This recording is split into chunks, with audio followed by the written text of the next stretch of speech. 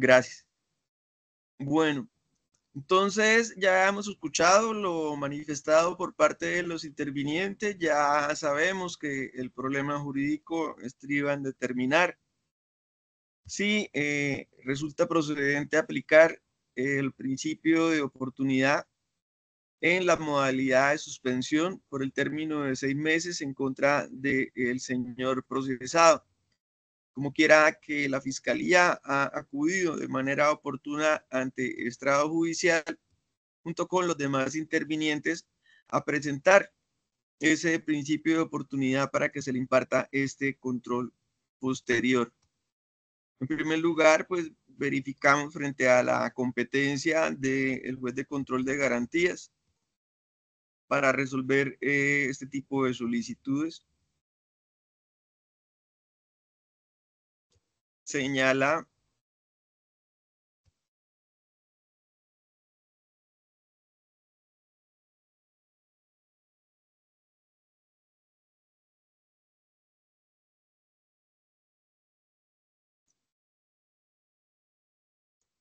el artículo 154. Se tramitarán en audiencia preliminar. Numeral 7. El control de legalidad de la aplicación sobre el principio de oportunidad. Entonces, en esta forma, pues se establece el de control de garantías es competente, es un control que es posterior y además formal y material. Se debe entonces también. Sí, perdón.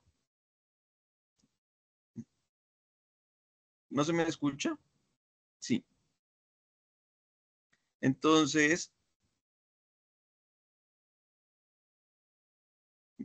conforme al desarrollo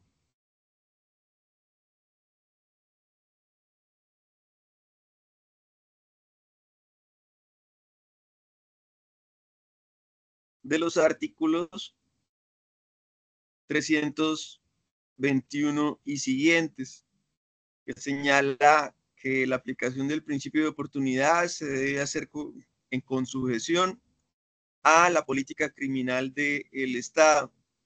Dentro de la argumentación, el señor fiscal ha señalado que en línea con la nueva fiscal general de la Nación, se está tratando de buscar medios alternativos diferentes a la represión o al ámbito punitivo en cierto tipo de conductas, cuando esto resulte en beneficio para los procesados, y pero en especial es para las víctimas y los bienes jurídicos que frente a ellas se protegen.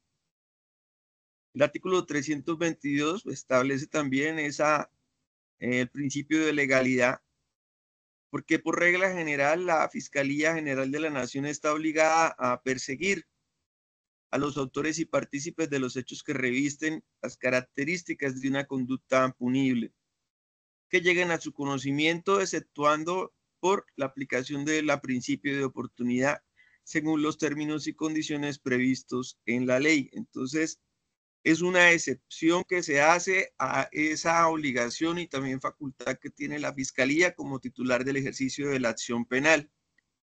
Las directrices, entonces, para aplicar el principio de oportunidad, además de la política criminal del Estado, también deben hacerse conforme a la normativa. Tú sabes que se trata de causales que de manera taxativa se establecen en el Código de Procedimiento Penal. El señor fiscal ha invocado las del numeral 1, las del numeral 7 y la del numeral 13. Y una vez se le dio la palabra a el señor defensor, esta también planteó la posibilidad de que la misma también encajara dentro del numeral 12 del artículo 324 del Código de Procedimiento Penal. Entonces, se verificarán cuáles de esos puntos de la norma precitada constituyen el fundamento frente al cual el suscrito realiza este control posterior. Igualmente teniendo en cuenta el parágrafo segundo de ese mismo artículo que señala que la aplicación del principio de oportunidad en los casos de delitos sancionados con pena privativa de la libertad, cuyo límite máximo exceda de 6 años de prisión, será proferida por el fiscal general de la Nación o por quien él delegue de manera especial para el efecto. En este caso, el señor fiscal también de manera clara ha señalado que ha sido delegado por parte de la misma fiscalía, por parte de los superiores, para que aplique el principio de oportunidad por encontrar que mismo se ajusta a la política criminal del Estado y a la normativa vigente al respecto. Es una discrecionalidad de tipo reglado, porque la fiscalía es libre de determinar si se aplica o no el principio de oportunidad. En algunas ocasiones se hace en modalidad de renuncia de manera directa, mientras que en otras, como en este caso, se hacen en modalidad de suspensión. Personalmente, pues yo considero que es la mejor forma de hacerse, sobre todo cuando se trata de bienes jurídicos tan sensibles, porque es que no es solamente el derecho o la familia, también es la prevalencia de los derechos de los menores de edad y la prevalencia del derecho de la mujer, los cuales tienen especial protección por parte del Estado. Protección especial de carácter reforzada que de longa data la jurisprudencia ha dado cuenta desde los mismos inicios de la Corte Constitucional. Se han venido decantando en conformidad con lo que establece la Constitución, que tanto los menores, los niños, las niñas, adolescentes y las mujeres tienen una especial protección por parte del Estado.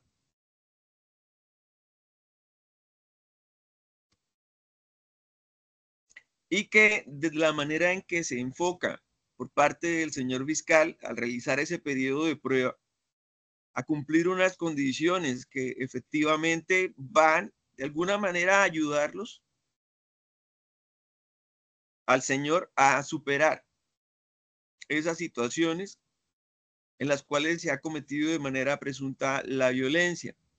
Recordemos que se requiere también elementos probatorios que den cuenta, pues que existe la inferencia razonable de autoría de que es el autor. El señor fiscal pues ya hizo referencia a lo mismo dentro de su argumentación, por lo tanto no voy a repetirlos. Tampoco pues creo que es necesario denotar los hechos jurídicamente relevantes de la lectura del escrito de acusación, pues obviamente son situaciones bastante difíciles, diría yo, y que en un principio, si no se hiciera bajo el principio de la suspensión, no daría trámite a este principio de oportunidad. Pero de la forma en la que se presentó, pues considera el estrado que sí, si el señor cumple con esas condiciones, pues van a tener un provecho. Primero, pues que a él no lo van a condenar, pero el verdadero provecho es el provecho tanto para la señora como para el niño, que van de pronto de alguna manera, pues condicionan de que si este señor vuelve de pronto a cometer alguna conducta del mismo tipo, pues no se le va a continuar con la suspensión del principio de oportunidad, sino que será llevado hasta tener una condena y que tenga un antecedente y una condena bastante alta en caso de que no cumpla con estas exigencias. Porque es que no puede negar el suscrito la gravedad de los hechos que se señalan que el 21 de julio de 2021 el niño estaba llorando porque tenía hambre y sueño. Entonces el señor se fastidió y con una correa golpeó al hijo dejándole marcas. Le dice además que parece loco por el hecho de irrumpir en llanto. En la misma fecha, siendo las 7 de la noche, el niño va a pedirle al papá un objeto y el señor responde que se vaya y que no moleste. El niño se dirige llorando donde la mamá y el señor Sergio lo golpeó con la mano en la espalda, haciéndole caer al piso y dejándole la marca en la espalda. A nivel verbal expresa que ese niño es loco, que hay que internarlo, ese niño merece palo para que no se vuelva vago. A ese niño no lo quiero, no siento conexión con él. que a la señora también la maltrata a nivel verbal y psicológico de forma continua, sistemática y reiterada, descalificándola, diciéndole frases como usted es una deshebrada, lo hace todo a medias, usted no aporta nada a la casa. Le destruye los elementos personales como el teléfono celular, el cartón de bachiller, las fotos de matrimonio, los cables de la máquina de coser, el perfume, la ridiculiza delante de las demás personas, le advierte que cuide lo que va a decir, que ahora es que suelte la boca. Le despierta golpeando la puerta de la habitación fuerte si la señora no se levanta rápido. Le prohíbe compartir con familiares y amigos. Le coloca horarios y condiciones para darle permiso de visitar a sus padres. Le endilga que tiene mozo y le manifiesta que el hijo no es de él. Le advierte que si se va del lado de él, le va a quitar al niño. Le culpa por los problemas que tienen, situación que es frecuente en la convivencia.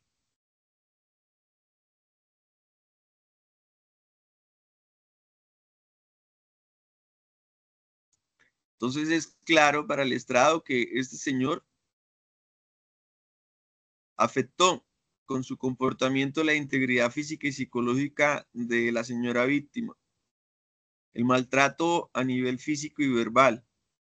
Psicológico, conocía que estaba maltratando a una mujer, a su esposa y a su menor hijo, y aún así los quiso agredir, lesionando el bien jurídico de la familia, la armonía de esta, y no estaba amparado por causal de justificación alguna. Él tenía la capacidad de comprender que maltratar a esos miembros de su familia es un delito y un delito grave. Aquí vemos dos conductas punibles, una frente a la señora, otra frente al menor. Es una violencia agravada, violencia intrafamiliar agravada. Por eso, pues lo que señalé, si fuese bajo la modalidad de renuncia, bajo ninguna causa habría yo impartido legal al principio de oportunidad. Esto pues por cuanto en este tipo de casos pues yo no tengo casi ningún tipo de contemplación. Considero que lo correcto es enviar un mensaje bastante duro a la sociedad de que este tipo de comportamientos no se vayan a replicar, independientemente o no que se destruya ese núcleo familiar. Por encima de él está la dignidad de las personas. Y si una persona no se sabe comportar bien en familia, entonces es mejor que se separen, porque esa vida se convierte en un infierno, sobre todo para el niño que apenas está empezando a vivir. Y el ejemplo que tiene es de un padre que los maltrata, que le dice que está loco y que el niño no es de él. Entonces, por eso lo reitero, eh, no aprobaría esta solicitud. Lo hago porque creo que el señor fiscal me ha persuadido con su argumentación y con la misma pues ha llegado a señalar algo, pues algo que yo comparto, que de alguna forma pues este periodo de tiempo les tiene que servir para que el señor reencauce su comportamiento. No importa si ya no quieren vivir juntos, a veces es mejor separarse. Deja más marca del maltrato que el hecho de que no esté el padre. Y el niño pues sabrá que el hecho de que no esté muy seguramente es por ese maltrato que él tuvo. Y si él en alguna ocasión, si sea mínima, vuelve a correr en la misma, mire, no le quede la menor duda que lo van a enviar a prisión. Y yo, y si en el caso me corresponde a mí, lo haría con muchísimo gusto. Una de las cosas que me gusta de este trabajo es que puedo mandar a la cárcel a este tipo de depredadores salvajes que no sé por qué tienen que andar maltratando a su familia, a la señora y al niño, y después decir no, que es que no es de gran envergadura. No, eso no es así. Y entonces paso a la parte de los causales porque solamente la voy a probar por las causales 1 y 3. Las otras no se ajustan al caso. El artículo 324, entonces, perdón, la 1 y la 7, la 12 y la 13 no se aplican al caso. La del numeral primero, entonces, cuando se tratare de delitos sancionados con pena privativa de la libertad, cuyo máximo señala en la ley no exceda de 6 años, o con pena principal del multa siempre que se haya reparado integralmente a la víctima conocida o individualizada si esto no sucediere. El funcionario competente fijará la caución pertinente a título de garantía de la reparación una vez subido el concepto de Ministerio Público. Bueno, el Ministerio Público no vino a la audiencia. Y este numeral, pues en concordancia, como ya señalé, con el parágrafo segundo de ese mismo artículo, en cuanto a que la aplicación del principio de oportunidad en casos de delitos sancionados con pena privativa de la libertad, cuyo límite exceda de 6 años de prisión, será proferida por el fiscal de la Nación o por quien delegue de manera especial para el efecto. Punto pues al que ya nos referimos, igualmente y solución también el señor fiscal. Y la del numeral séptimo. Cuando procede a la suspensión del procedimiento a prueba en el marco de la justicia restaurativa y como consecuencia de esta se cumpla con las condiciones impuestas. Esto es, pues, todas esas obligaciones que tiene, esos controles que serán evaluados dentro de 6 meses, pues debe cumplir con esas condiciones. Si llega a faltar alguna de ellas, pues no se continuará con la suspensión del principio de oportunidad y se continuará con la actuación hasta que se llegue al juicio. ¿Por qué no encajan en los numerales 12 y 13? El numeral dice que cuando el juicio de reproche de culpabilidad sea tan secundaria consideración que haga la sanción penal una respuesta innecesaria y sin utilidad social. No estoy de acuerdo con eso. Me aparto de lo que manifiesta el señor defensor. Un juicio de reproche en este tipo de delitos sí es un juicio de reproche principal, no es secundario. La pena, la sanción penal, en ese caso sí tiene un fin, y es determinar que si se ataca ese vínculo, ese bien jurídico de la familia, pues si hay que destruir la familia, digamos, si hay que romper ese lazo familiar para evitar que se continúe con la violencia, pues se debe hacer. Luego, ese juicio de reproche no es mínimo. Sería como decir que maltratar a la mujer y a los niños es algo que no tiene más importancia, como ocurría antes, en que las personas tenían que aguantarse allá en silencio todos esos maltratos, como me ocurrió a mí, y que tengo que llevar esa carga toda la vida, porque ni siquiera aquí en estas audiencias se me olvida. Siempre que hablan de estos casos de violencia me vienen a la cabeza esas imágenes. Ahora, me pongo en el lugar del niño. Es como si estuviera reviviendo mi propia infancia.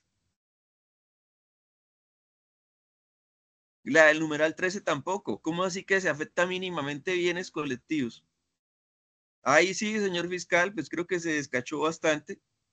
Puede que la familia sea la unidad, la célula del Estado, pero no.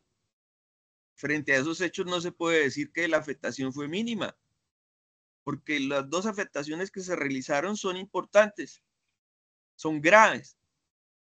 Al respecto, la Corte Constitucional en sentencia T027 de 2017 lo ha señalado de manera más que reiterada, que la Corte Constitucional en cumplimiento de los mandatos constitucionales y legales ha reconocido en su jurisprudencia que las mujeres son sujetos de especial protección constitucional, debido a que presentan una situación de desventaja que se ha extendido a todos los ámbitos de la sociedad, y especialmente a la familiar, a la educación y al trabajo. En este sentido, y en el marco de un ámbito investigativo y de juzgamiento de la violencia de género, la Corte ha amparado los derechos fundamentales de este grupo poblacional cuando se ha demostrado que las autoridades de conocimiento han vulnerado el derecho al debido proceso al momento de evaluar la necesidad de brindar medidas de protección por violencia intrafamiliar. Las autoridades judiciales deben, primero, desplegar toda actividad investigativa en aras de garantizar los derechos en disputa y la dignidad de las mujeres. Dos, analizar los hechos, las pruebas y las normas con base en interpretaciones sistemáticas de la realidad, de manera que en ese ejercicio hermenéutico se reconozca que las mujeres han sido un grupo tradicionalmente discriminado y como tal se justifica un trato diferencial. Tres, No tomar decisiones con base en estereotipos de género. Cuarto, evitar la revictimización de la mujer a la hora de cumplir con sus funciones.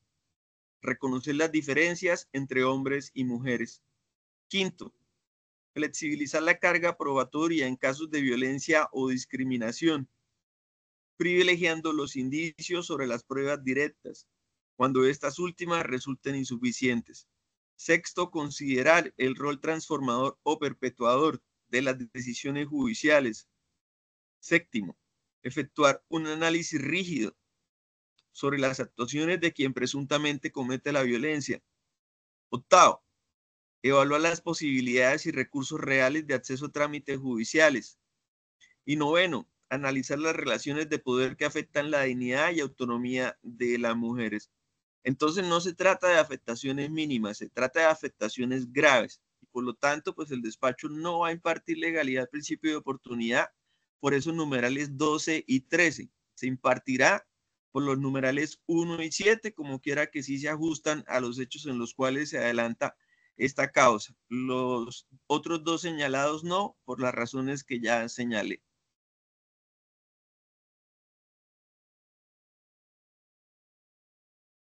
Entonces, manifestado lo anterior, en lo referente a la suspensión del procedimiento y que se señala que es por el término de 6 meses, señala la norma que el imputado o acusado hasta antes de la audiencia de juzgamiento podrá solicitar la suspensión del procedimiento a prueba, de la misma forma en que lo pueden hacer las personas simplemente imputadas, mediante solicitud oral en la que manifiesten un plan de reparación del daño y las condiciones que estaría dispuesto a cumplir. El plan podrá consistir en la mediación con las víctimas en casos de que ésta sea procedente, la reparación integral de los daños causados a las víctimas o la reparación simbólica, la forma inmediata o a plazos en el marco de la justicia restaurativa. Presentada la solicitud, individual o colectiva, el fiscal consultará a la víctima y resolverá de inmediato mediante decisión que fijará las condiciones bajo las cuales se suspende el procedimiento. Aprobará o modificará el plan de reparación propuesto por el imputado conforme a los principios de justicia restaurativa establecida en el código. Si el principio se reanuda con, si el procedimiento, se reanuda con posterioridad, la admisión de los hechos por parte del imputado no se podrá utilizar como prueba de culpabilidad. Parágrafo, el fiscal podrá suspender el procedimiento a prueba para el cumplimiento de la finalidad del principio de oportunidad, estime convenientemente hacerlo antes de decidir sobre la eventual renuncia al ejercicio de la acción penal, que de manera muy clara pues también lo señaló el señor fiscal y que es la razón por la cual el despacho avalará la petición, porque se hace entre tanto se suspende el procedimiento y se cumplan con esas obligaciones que el señor debe comprometerse. Como por ejemplo,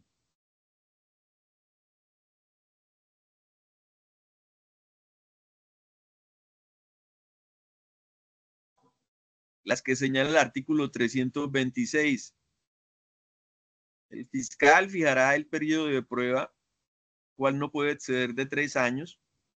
Determinará una o varias de las condiciones que se tienen que cumplir hasta antes de la audiencia de juzgamiento. Entonces, hay varias que dependiendo del caso se aplican. También pues la fiscalía ha señalado al respecto algunas de ellas.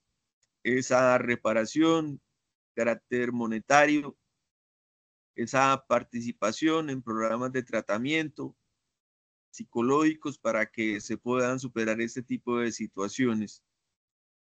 Y el que yo creo pues más importante es que no se vaya a repetir de ninguna manera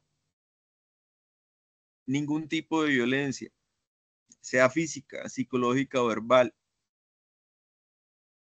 Esa es la principal condición que tiene que cumplir, tiene que tener además una buena conducta en todos los ámbitos de su vida, manifestar ese arrepentimiento por los delitos que se le imputan, colaborar en el tratamiento psicológico, no solamente para que él se recupere, sino también la señora y el niño.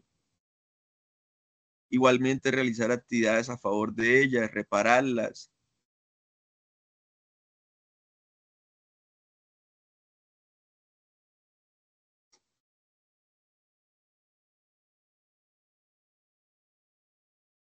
Este control de legalidad, según el artículo 327, entonces opera.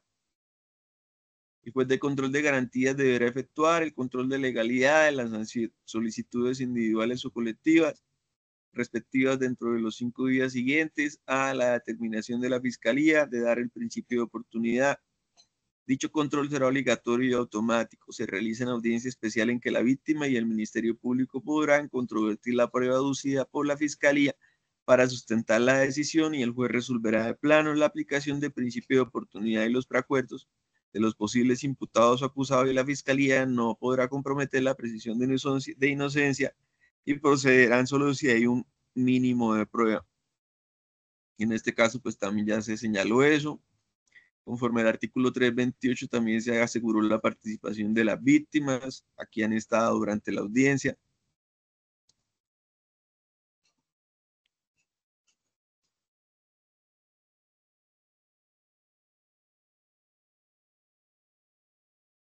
Y pues se hace conforme a la reglamentación que se expide por parte de la Fiscalía, tal y como lo exige el artículo 330.